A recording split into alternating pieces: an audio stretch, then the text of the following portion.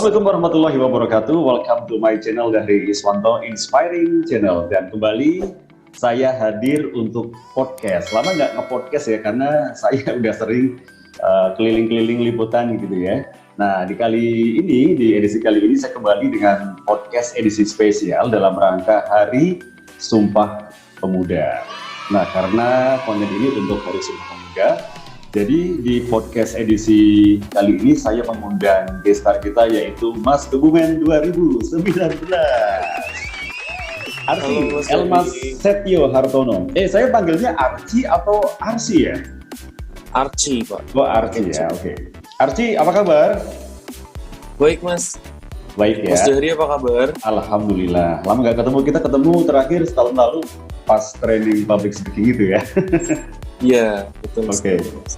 Oke, Arsi, saat sekarang ini sibuk kuliah di mana nih?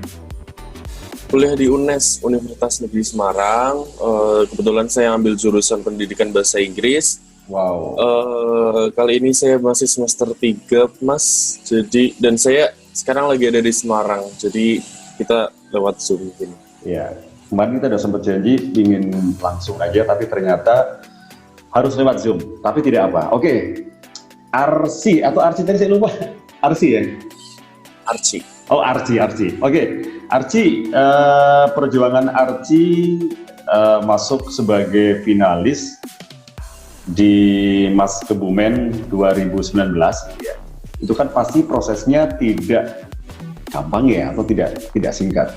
Nah, kita ingin tahu nih proses dari Arci pada saat masuk ke dalam kancah pemilihan Duta Wisata Kebumen 2019 itu awalnya itu dari bagaimana? Artinya pertama mendapatkan informasi dari mana, kemudian proses selanjutnya bagaimana, Arci? Bisa diceritakan? Oke, baik, Mas. Jadi awal mula Arci minat untuk ikut Duta Wisata Kabupaten Kebumen itu sejak pertama kali Arci masuk SMA. Jadi SMA Arci di Man 1 Kebumen, dan Arci minat sekali untuk ikut Duta Wisata karena ruang lingkup Arci yang kebanyakan orang memang berkecimpung di dunia entertain. Jadi ada modeling, ada yang MC, contoh Mas Ergi, dan memang Mas Ergi dari awal menyarankan Arci untuk ikut, cuma nanti dulu nunggu umurnya cukup dulu. Nah, terus waktu usia sudah cukup di 2018 saya mencoba untuk ikut, tapi belum rezekinya, Mas. Jadi 2019 saya nyoba lagi, alhamdulillah masuk, lalu ya karantina, proses karantina, dan syukur juara 1. Juara 1 itu waktu proses seleksi di Duta Wisata Kebumen itu melalui ujian atau tahapan apa saja, Arci? Ya, ada jadi ujian pertama mungkin tertulis, ada ujian interview gitu. Ya, yang pertama, yang jelas ketika mendaftar kita harus sadar diri, aware kalau kita sesuai dengan kriteria yang diharapkan. Itu yang pertama. Kedua, ada seleksi tahap administrasi yang mana kita harus mengumpulkan berkas-berkas yang diperlukan oleh dinas. Lalu habis tahap seleksi kita akan melakukan technical meeting untuk tahap tes tertulis dan wawancara. Yang mana tes tertulis ini meliputi kepariwisataan, tentang kepariwisataan, lalu ada juga tentang kepemerintahan mungkin. Soalnya setiap tahun berbeda soalnya, Mas. Jadi tidak pasti. Ketika saya menjadi peserta, soalnya berkaitan dengan kepariwisataan, kepemerintahan, bahasa Inggris, lalu dan lain sebagainya. Setelah itu untuk wawancaranya juga sama, kita akan ditanyakan seputar kepariwisataan, kepemerintahan, bahasa Inggris, dan sikap, lalu bagaimana cara kita jalan, menyapa orang, duduk sebelum dipersilahkan, itu nanti ada penilaiannya sendiri, seperti itu, Mas. Oke. Lalu Terus. Lalu setelah wawancara nanti kita akan dikarantina Kalau di tahun Arci karantinanya ada 2. Yang pertama, kita dikarantina di masyarakat. Jadi kita langsung terjun ke tempat wisata, desa wisata gitu. Lalu setelah di situ kita bakal ikut kegiatan bareng sama masyarakat. Lalu yang kedua kita dikarantina di Meltel, yang mana kita bersama dengan Yayasan Kristal Indonesia Management. Kita di situ dilatih bagaimana cara kita membawa diri kita agar lebih baik ketika berada di panggung kita gitu. Oke. Jadi karena Arci sebenarnya 2018 sudah pernah ikut, kemudian 2018 sudah ikut, 2019 ikut, berarti memang sudah tahu gambaran nantinya kurang lebih seperti apa ya. Artinya kan di 2019 sudah punya bekal, di 2018 meskipun tidak menang gitu ya. Di 2018 Arci cuma ikut sampai sesi tes tertulis dan wawancara Mas Dahri. Jadi setelah itu kan dipilih 30 besar yang pasti jadi finalis. Nah, Arci tidak masuk ke dalam 30 besar itu. Jadi ada bekal dan ada tahu caranya sampai sesi itu aja. Setelah itu belum tahu. Iya. Oke, Arci, untuk bisa melalui tahap demi tahap itu, apa yang Arci lakukan? Mungkin belajar ini, belajar itu. Gitu? Oh, jelas.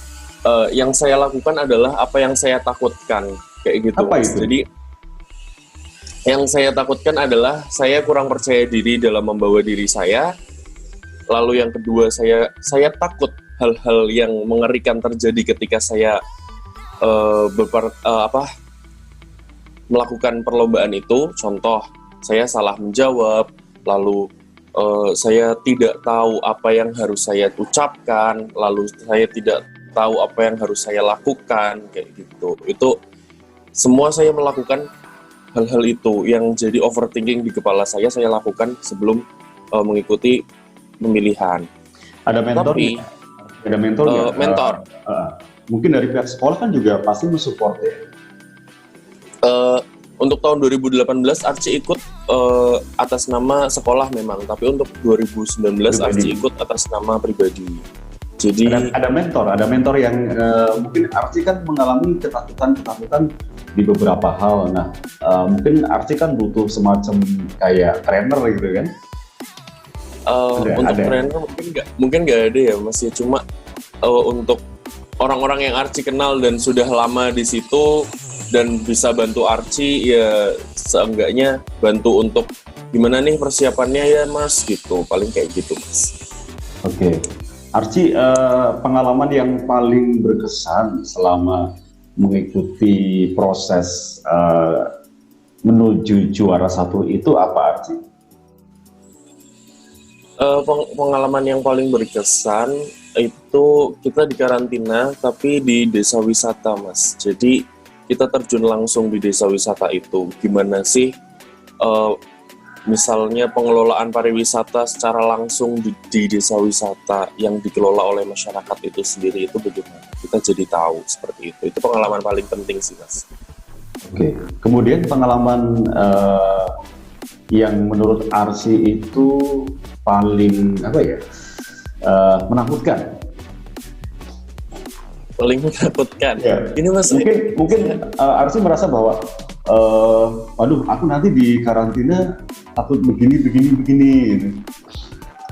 Atau mungkin ketika mau menghadapi proses seleksi, tahap-tahapan menjadi seorang duta wisata, mungkin ada hal-hal yang membuat Arci itu tadi overthinking ya? Iya.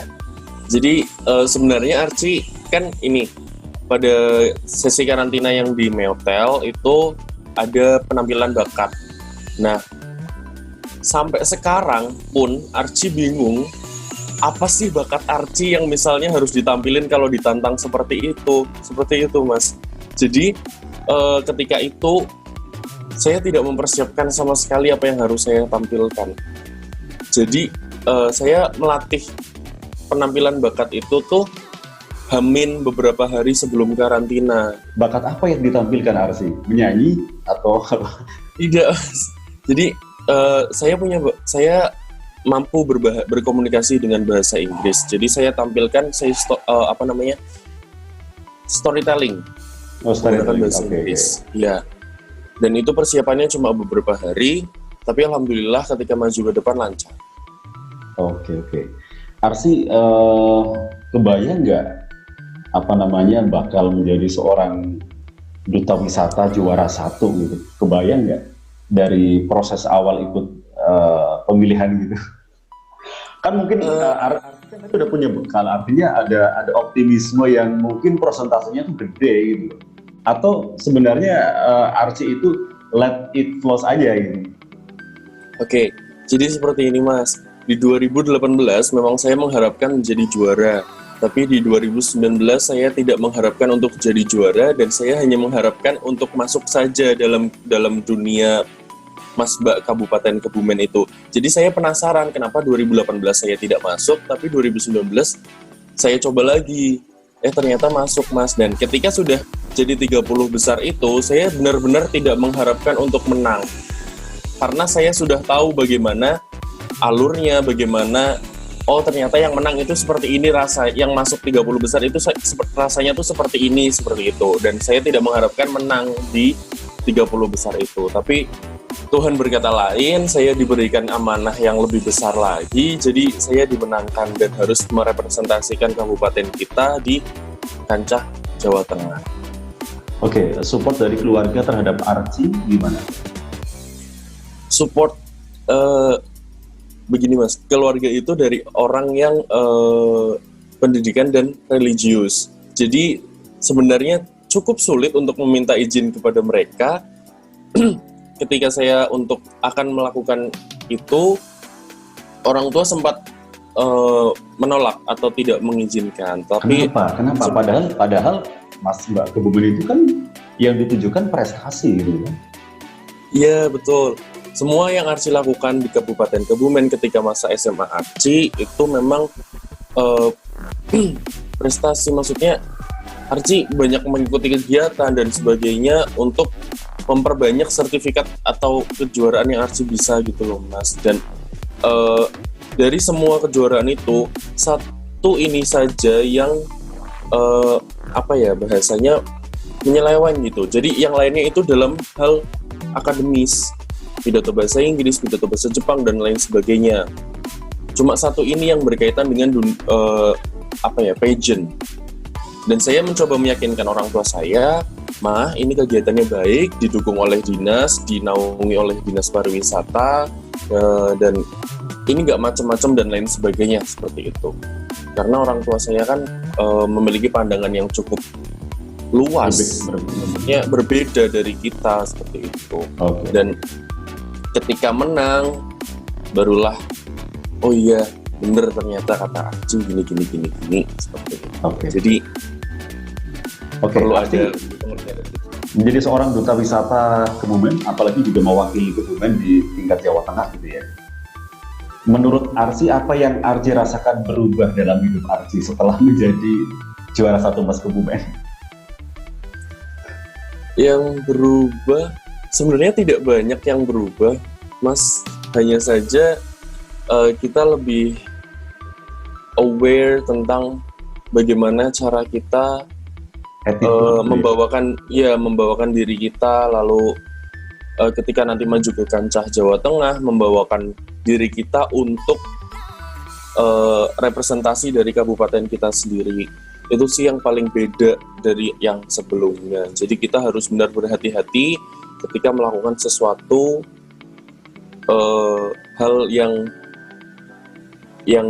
kita inginkan. Jadi jangan sembarangan seperti itu, karena sekali lagi seorang duta wisata itu public figure-nya Kebumen seperti itu. Oke, mungkin itu kan dari perasaan Arsy ya, tapi mungkin dari hal-hal lain ya, misalnya tiba-tiba Arsy sering diundang menjadi ambasador, menjadi guest star gitu, atau sering diminta untuk menjadi pengisi acara ini, pengisi acara itu. Iya, ya itu dari pihak keluar, dari rezeki sedikit dari luar seperti itu Mas dari nyebutnya. Jadi tidak banyak Archie diundang sebagai guest star seperti ini, tidak banyak. Jadi itu sedikit rezeki yang dihasilkan dari menjadi seorang duta wisata, seperti itu aja Mas Dari. Oke. Dari perjalanan Archie 2018-2019 kemudian menjadi juara, kalau misalnya dirangkum 3 tips menjadi juara duta wisata apa nih? Mungkin ada nih duta wisata selanjutnya, mungkin ada yang butuh tips dari Archie. Oke. 3 saja menurut Archie tips menjadi juara duta wisata. Untuk menjadi juara sebenarnya tidak perlu jadi duta wisata. Kita harus menjadi juara untuk diri kita sendiri. Yang pertama, harus percaya diri dalam membawakan diri kita dan menjadi diri kita sendiri bagaimanapun rintangannya. Jadi kita nggak boleh goyah dengan pendirian kita, prinsip hidup kita, lalu bagaimana cara kita menjadi diri kita itu tidak boleh berubah sama sekali, karena itu bakal jadi ciri khas yang dimiliki oleh diri kamu. Itu pertama. Kedua, kita harus selalu bersyukur terhadap apa yang Tuhan berikan sama kita. Itu yang paling berpengaruh Mas Dari. Jadi ketika kita tidak bersyukur, maka Tuhan akan mengambil itu semua. Itu bakal menakutkan sekali. Yang ketiga, kita harus sopan, santun, dan memiliki tata krama. Menjadi pribadi yang menyenangkan gitu ya? Menjadi pribadi yang menyenangkan, sopan, santun, tata krama, dan rendah hati. Itu penting banget. Soalnya ketika kita berada di atas, kita nggak boleh lebih tinggi daripada langit, seperti itu, Mas. Wah, keren. Archie punya 1, 2 atau 3 mungkin quote yang itu menurut Archie adalah Archie banget. Apa ya Mas ya? Aduh, disuruh ngasih kutipan ini. Mungkin bukan kutipan dari versi Archie sendiri, mungkin Archie pernah membaca dan itu Archie pegang sampai sekarang gitu. Mungkin ada?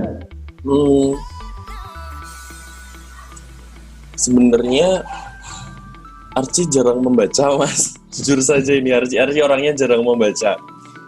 Tapi jika disuruh memilih kutipan yang relate dengan diri Archie sendiri, saya pernah dapat satu nasihat dari guru SMP saya, hanya satu frasa, bunyinya just act, artinya lakukan saja. Apa yang kamu mau lakukan saja, apapun rintangannya, apapun yang membuat itu terhalang, cukup terus lakukan saja. Dan itu apabila kita konsisten dalam hal itu, Mas, kita bisa dapetin apa yang kita mau, insya Allah. Just act ya.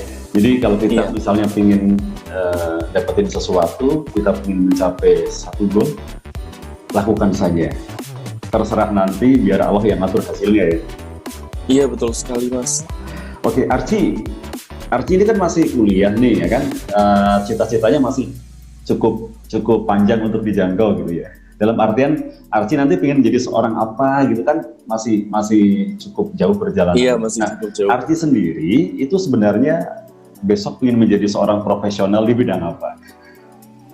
Apakah menjadi seorang PR, menjadi seorang podcaster, menjadi seorang content creator? Sebenarnya di kuliah ini seorang PNS. Sebenarnya di kuliah ini saya sedang mencoba mendaftar podcaster, yaitu RIAM Radio. Lalu saya juga sedang mencoba mendaftar protokoler UNES, dan itu saya sedang bingung ini, Mas. Saya sebenarnya tuh ke depan pengen jadi apa? Sepertinya menurut minat dan bakat saya lebih mengarah ke dunia entertain. Tidak, Mas. Saya tidak begitu fokus ke bahasa. Saya tidak begitu bisa menjadi seorang guru yang baik. Walaupun jurusan saya pendidikan, saya belum tentu menjadi seorang guru yang baik. Mungkin saya akan ingin menjadi seorang broadcaster yang baik. seperti itu. Mungkin nanti public relation dan sebagainya yang berkaitan dengan sosial, lebih baik saya seperti itu saja, Mas. Oke. Mudah-mudahan tercapai Archie ya. Amin, Mas Dari. Oke Archie, motivasi nih buat anak-anak muda di Kebumen. Ini kan dalam rangka Hari Sumpah Pemuda ya kan. Archie punya apa nih kata-kata motivasi buat anak-anak muda yang ada di Kebumen, terutama buat mereka yang mungkin kedepannya tuh ingin mengikuti jejak Archie dalam Mas dan Mbak Kebumen atau generasi muda secara umum gitu.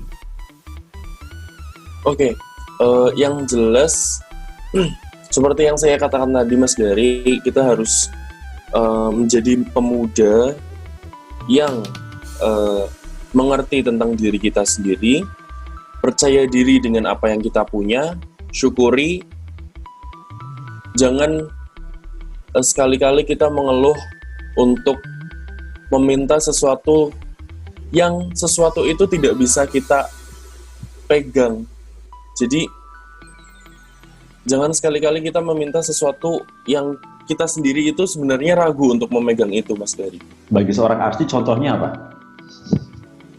Bagi saya sesuatu yang menurut Archie saya tidak mengharapkan.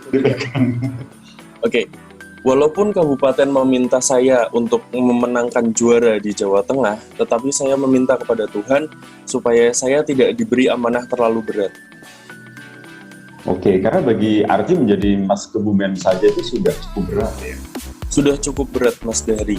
Ketika saya maju ke Jawa Tengah, saya berdoa kepada ibu saya, Mah, tolong jangan doakan Archie juara 1.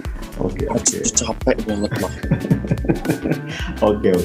Ya, yang di luar itu melihat seorang Archie itu luar biasa, begitu gembira, tapi ternyata sebenarnya di batin Archie ada merasa beban gitu ya.